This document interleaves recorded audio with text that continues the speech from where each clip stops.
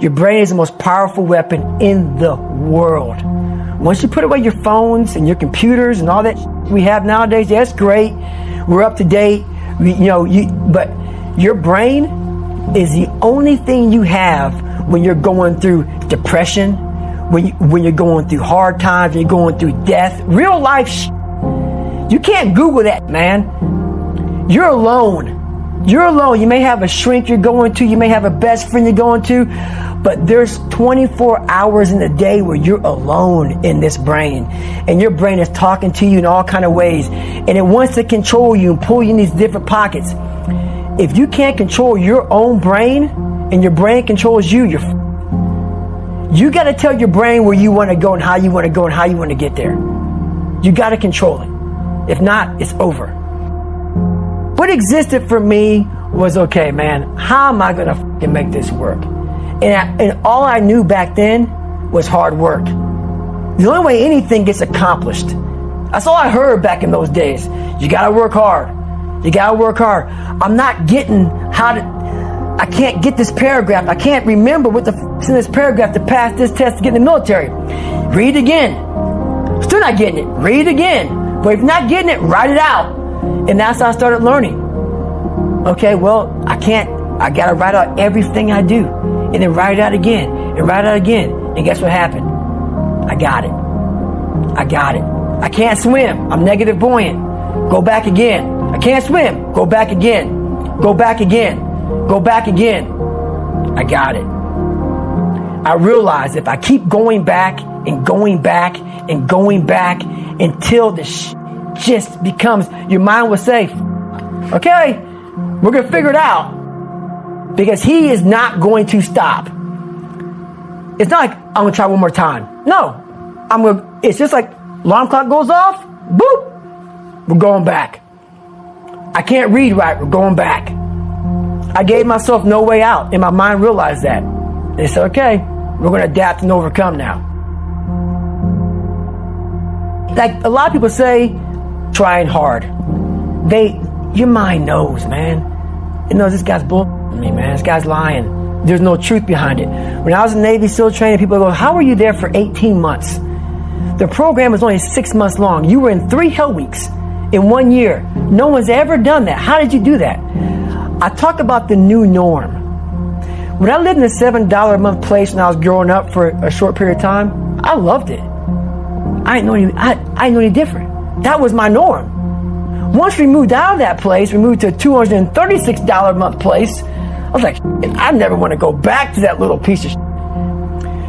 But if you go back to a $7 a month place and you realize this is where I live, this is all I got, your mind says, roger that, this is home. So when I was going through Navy SEAL training for 18 months and going back through all the hard parts over and over again, I told myself after the first time, I knew it was going to be a long journey there. My body was breaking down. It was just how it was going on. I said, you know what? This is my new norm. So my mind said, it's like going to work.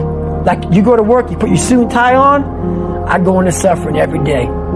Every day, suffering, being broken, duct taping my feet up, stress fractures, shin splits, being broken. This is my new norm. And your mind says, if we're not broken, this ain't normal. We gotta be broken. So then your mind starts to get tougher and tougher and more callous. People, how did you run on broken feet? Broken shins. My mind knew this is how we operate. We're in Navy SEAL training. This is what we are. I became hell. And that became my new norm. I gave myself no way out. There was nothing outside these walls of hell. Nothing. I loved God, but for a short period of time, I became the devil because that was hell. I became the boss, the owner, the CEO of Navy SEAL training. That was my mindset.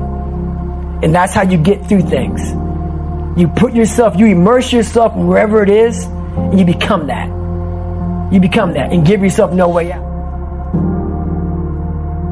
When I was 297 pounds and I was fat as hell trying to be a Navy SEAL, the scariest thing in the world to me, even to this day, was that could have been the rest of my life. I thought then I was trying hard. That's the scariest thing in the world. I thought then 297 pound, working for Ecolab, spraying for cockroaches, making $1,000 a month. I thought that was me at my 100% potential. Come to find out, a few years later, I wasn't anywhere near that. 106 pounds less, graduate Navy SEAL training, went on to do all these other things.